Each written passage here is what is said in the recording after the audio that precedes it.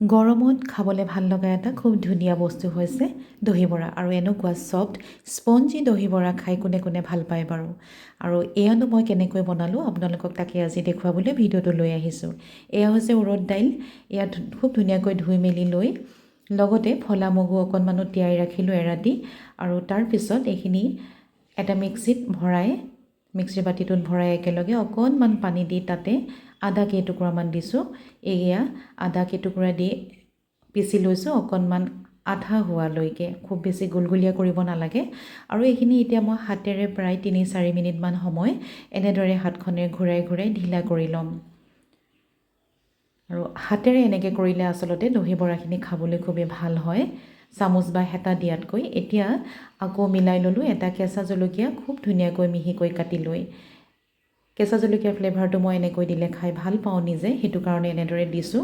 আৰু এয়া হৈ গৈছে প্ৰায় ৩-৪ মিনিটমান হাতেৰে এনেকৈ কৰি লোৱাৰ পিছত এয়া ফুলি আহিছে, ধুনীয়াকৈ হৈ গ'ল।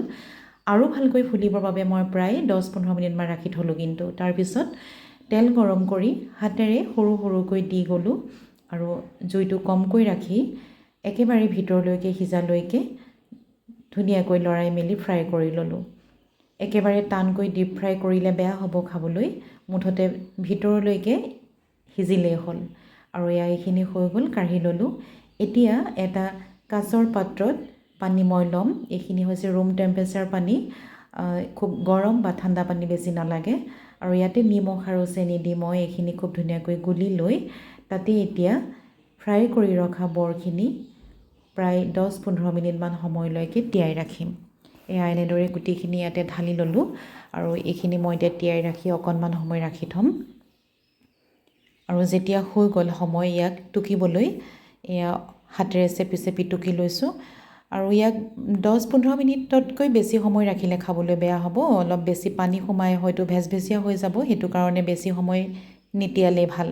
আৰু এনেদৰে এইখিনি টুকি লৈ এতিয়া মই দৈটো ৰেডি কৰি ল'ম, কাৰণ দহি বৰা দৈটো খুব ধুনীয়াকৈ এতিয়া মিলাব লাগিব।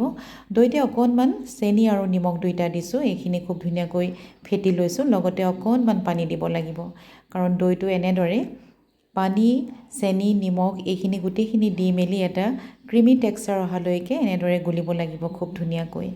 আৰু শেষত দেখিছোঁ খুব ধুনীয়া হৈ গৈছে, দৈটোও ভাল বাৰু। আৰু এইখিনি ইয়াতে এতিয়া চেপি ৰখা বৰখিনি খুব ধুনীয়াকৈ ডুবাই ৰাখিম। আৰু এই বস্তুখিনি খুব ধুনীয়াকৈ দৈৰ লগত ছেটিং হ'বৰ বাবে আমি 1 ঘণ্টা বা আধা ঘণ্টা সময় ফ্ৰিজত ৰাখি থ'লে বেছি ভাল। ফ্ৰিজত নেৰাখিলেও কোনো কথা নাই, কিন্তু আধা ঘণ্টা বা 1 ঘণ্টা সময় এনেদৰে ইয়াক এৰিব লাগিব।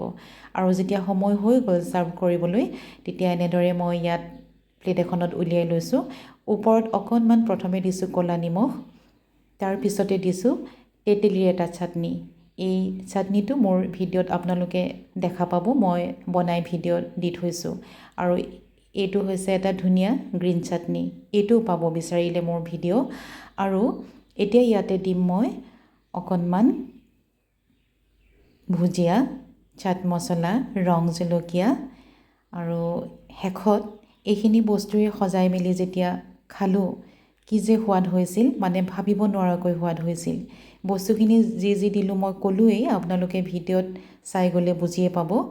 আৰু এনেদৰে যদি কোনোবাই ঘৰতে বনাই দহি বৰা খোৱা নাই, তেনেহ'লে খাবচোন, খুবেই ভাল পাব। আজিলৈ আহিছোঁ, বাই বাই।